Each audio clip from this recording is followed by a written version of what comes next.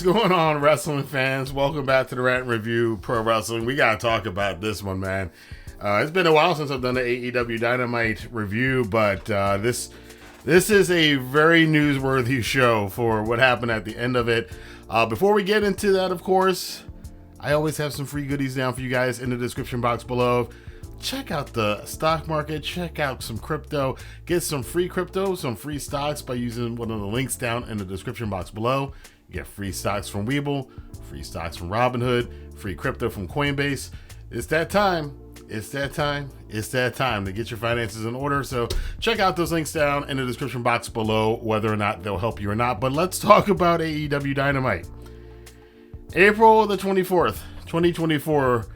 I don't know if this is a turning point for the company, but it felt like the last couple weeks that they've been building to something, and they got a lot of flack for that releasing that footage of the Jack Perry CM Punk thing, and I gave him flack for it. Everybody gave him flack for it.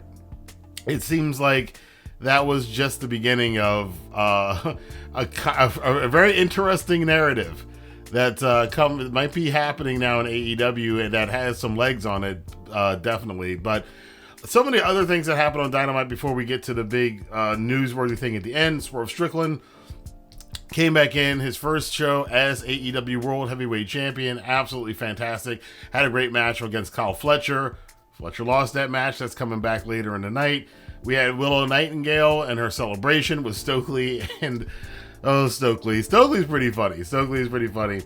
But Mercedes Mone interrupted the whole thing. They had the little beef, and it does appear, obviously, as Stokely pointed out, that Mercedes kind of blames Willow for that accident that happened last year. This is all kayfabe, of course.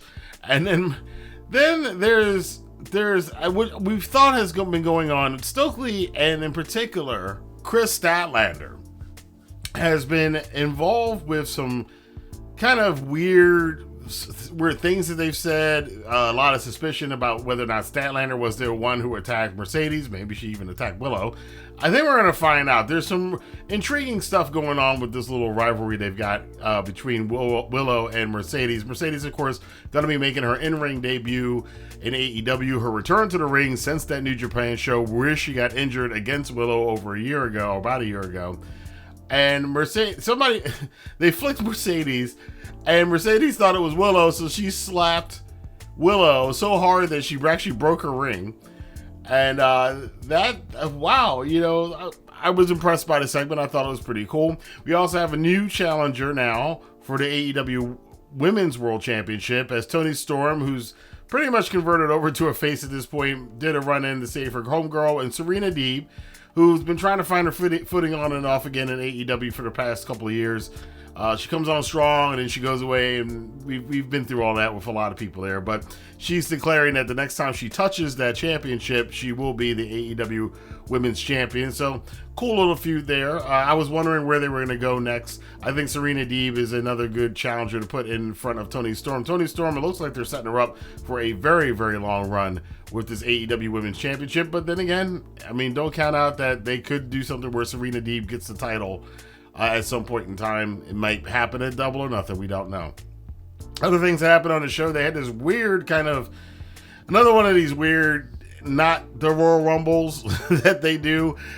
This was a gauntlet casino something or other that's replacing the old Casino Battle Royal. I actually kind of like the old Casino Battle Royal where you had groups of 5 coming out, and then the Joker you always hoped was going to be a surprise debut in AEW. They've kind of done away with that. This match was a lot more fun and a lot more energy in it, because you had the thing where 2 guys would do a spot, then everybody else would get out the ring, and they'd keep bringing people in. Some pretty cool interactions in this one. The thing, of course, for me as a New Japan fan for a long time, seeing Will Ospreay and Jay White square off in the ring, which we never actually got a proper Will Ospreay Jay White feud in New Japan all the time that they were there. But these 2 guys face it off and recognizing each other. It's kind of cool. And then, of course, Lance Archer comes in, who's got history with Will Ospreay, too, from New Japan. So that was pretty cool. But this, again, is the Ospreay show right now. He is your babyface. And I want to come back to that at the end of this when I talk about AEW and where it's going and where it could go. But Ospreay wins this match. By the way, after tonight, I definitely want to see Kyle O'Reilly and Will Ospreay square off. Just put that on a Dynamite or a Collision. I want to see that match.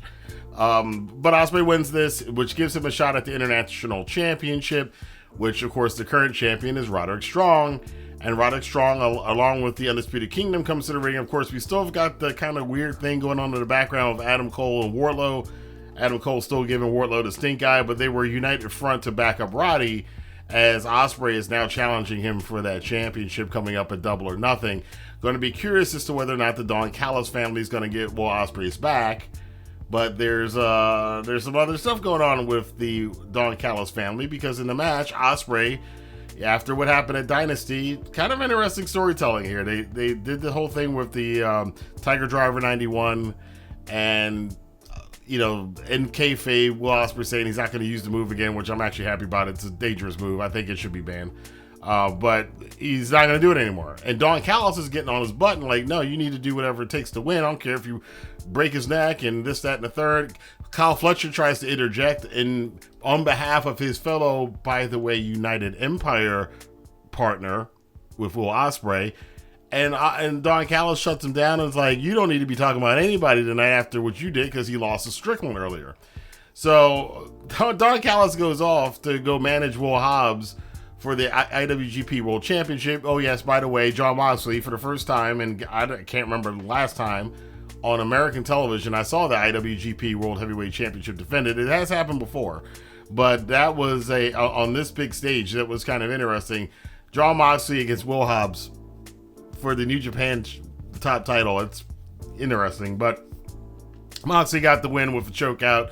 The crowd was kind of dead for this match, and I think they were just, it had been a lot of stuff happening on this night, things I haven't even mentioned yet. But after this, Konosuke Takeshita, he comes out and says he's going for the championship against Jon Moxley, so that's Moxley's next challenger for the IWGP title in AEW. Moxley did call out Ren Narita, who's his next challenger over in New Japan for the IWGP Championship. So Moxley's going to be putting a lot of frequent flyer miles on for the next couple of months, apparently. Where this is going, I don't know.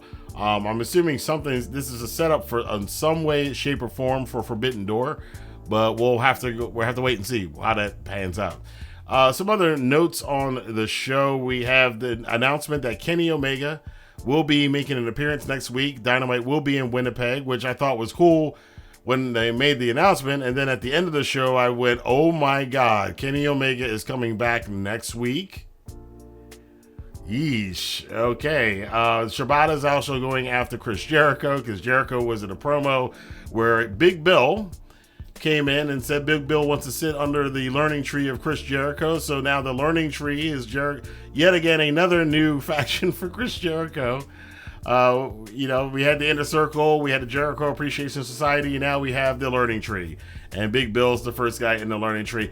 I kind of dig Jericho's. I mentioned this in my review of Dynasty, that if they're going to do this thing where he's going to pretend that he's oblivious to the fact that the fans hate him, but he thinks he's the good guy, and he's doing that. I'm not taking credit for that, obviously, but I think it's cool that that's the direction that they're going in, because I do think that would work for Jericho. And we kind of started seeing that some of the go-home heat kind of turned into, okay, we're with it heat from a part of the crowd.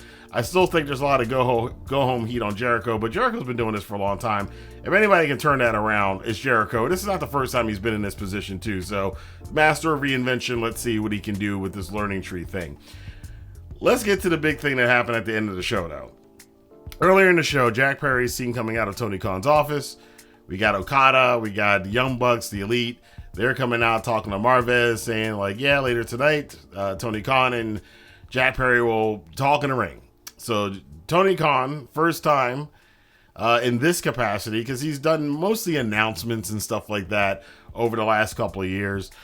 And it was time. I think the timing was right. And it was the perfect angle to do this for. You knew eventually, every promoter before him, whether it's Vince McMahon, Jim Crockett, Jim Cornette, Vince Russo, Dixie Carter, Eric Bischoff, Paul Lee Dangerously, the Von Erich, Fritz Von Erich, I think everybody except for Bill Watts. I think, Bill Watts probably did do an angle at one point in time. I can't remember, but I think pretty much most of the major promoters throughout the last 40 years of pro wrestling have taken a bump at some point in time. McMahon took a bump. I think the first bump I saw McMahon, I remember seeing him take, was actually from Ric Flair. It wasn't the Stone Cold one. It was from Ric Flair 5 years before that. The same kind of chair shot. It was the same thing that happened to Jim Crockett in the NWA years before that. So I thought we were going to get something like that where it was like just one shot and then Tony would be down and that would be it. Because Tony's he's a small guy. He ain't a big dude. And Tony Khan came out being Tony Khan. I wonder if this is going to be a character change for him, but he came out being Tony Khan.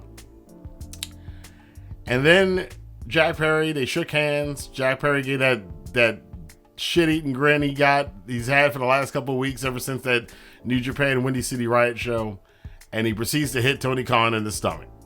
And Tony kind of crumples in a heap. And people would knock him taking the hit. I was like, no, that's how people look. Like it looks realistic. Like if you've ever seen a guy like a Tony Khan get hit in the stomach, that is how they go down.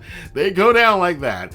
And I thought that was going to be it. Then the Elite come to the ring, and then Okada and the Bucks are like, "What are you doing, Jack? What are you doing, Jack?" Because this is a big moment. Tony Khan originally expressed that he did not ever want to be an on-screen character. Of course, that went out the window like 6 months after AEW started. And he's kind of kept it to the announcements, but now he's in an angle. And he's taking a bump. He's taking a couple of bumps. Because then we see the Bucks lifting him up, and everybody kind of saw what was coming. Like, they're going to do the BTE trigger the way they were setting it up. And then Okada comes in and goes, no, don't do that. Then they all get up, and then they all proceed to beat the crap out of Tony Khan. They even give him the Meltzer driver, the Indie Taker, whatever. I think that was the Indie Taker. I can't remember. It's two of the same move. And they laid out Tony Khan and the new Elite. They've replaced Hangman with Jack Perry. They've replaced Omega with Okada. And the Young Bucks standing over the prone body of Tony Khan. Again, I kind of figured that as soon as they announced that Jack Perry was going to be in the ring with Tony Khan, I thought, okay, Tony's going to he's finally going to do a bump angle. I didn't know it was going to go as far as it did, which was pretty cool. And then you got the referees coming down, the announcers talking about, oh my God, they sold it right. The baby faces eventually come out of the locker room. Everybody's surrounding Tony Khan. And it looks like the takeover of AEW. I mean, you kind of wondered how they would ever do something like that. How they would ever do heel authority figures in AEW. You couldn't do an NWO angle. You didn't want the New Japan guys to try to invade. You didn't want the former WWE guys doing it, some sort of NWO, or you didn't want the rookies doing the Nexus thing, because it's all been done before.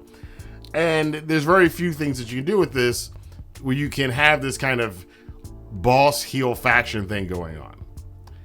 And I think they waited long enough, and this was the right time for them to pull the trigger on doing it with the Bucks as the EVPs. And the Bucks essentially kind of doing a hostile takeover of All Elite Wrestling on this night, along with Kazuchika Okada and Jack Perry, hinting that this was a setup.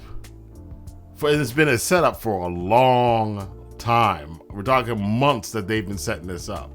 So that's kind of interesting. And as I said before, Kenny Omega is returning next week to Dynamite in Winnipeg. Now, I don't know or think Kenny's cleared to wrestle. I think he's just going to be making an appearance. But you know what that means. After what happened tonight, number one, Kenny's the only executive now, top executive in the company, as far as the on-screen. We're talking kayfabe here. Because you're assuming that Khan's going to be gone for a while.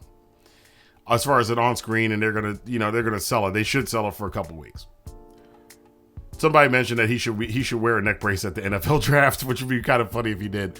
I would see Tony Khan doing something like that too. But with Tony Khan out, it's now the Bucks, the Elite, running AEW. They're going to be running the show, and Omega, who was kicked out of that group, is going to be the only kind of sane voice. And I wonder if, because Kenny said on his Twitch stream, and I thought this was just kind of cool if it isn't, that he said a couple weeks ago on his Twitch stream that he had no power, he shouldn't have any power, yada, yada, yada, as an EVP. Now we kind of need him. We kind of need him to have that power as an EVP.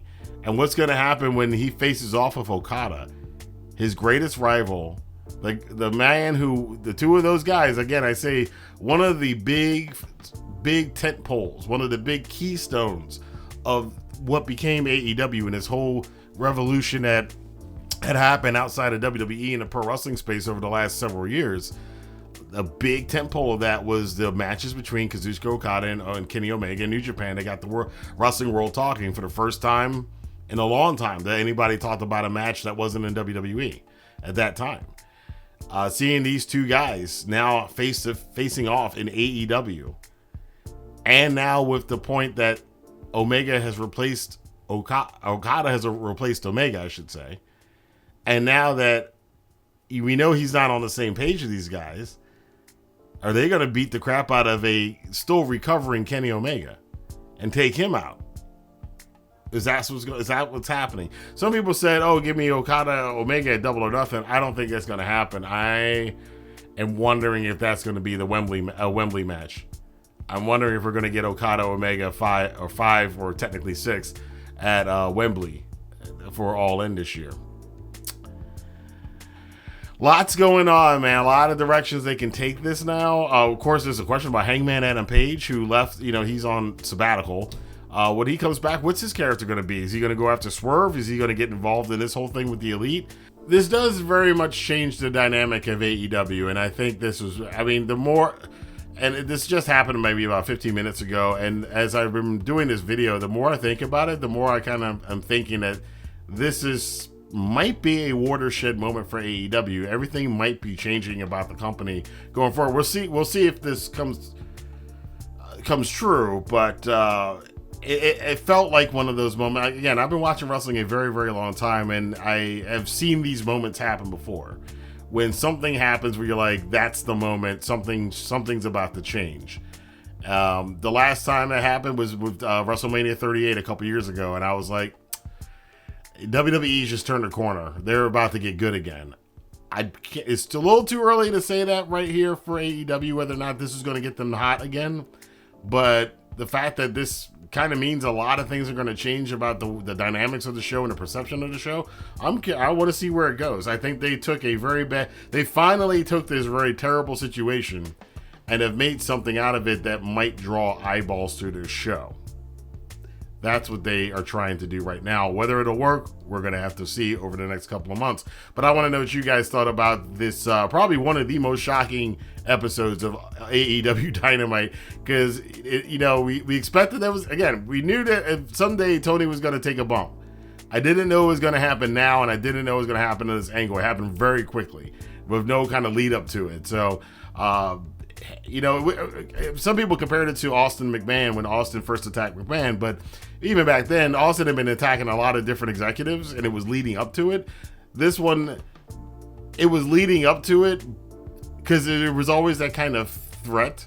I don't know. There's a lot of subtext to this because of the whole brawl-in thing. But anyway, I want to know what you guys think about this. Let your voice be heard in the comment box below. I will see you guys here for more news, rumors, and commentary on the Rantin Review Pro Wrestling. Be careful, Kenny. Your boys are executive hunting. Have a good day. You took 8 months of my career, and you just got what was coming to you. When we came back, we said we were here to AEW back on track. It was time to change the world. What you just saw out there, unfortunately for Tony, the best boss I ever worked for, by the way. That was just us trying to get this place back to what it was supposed to be. The Elite has arrived. Matter of fact, Matthew, this is the best version of the Elite.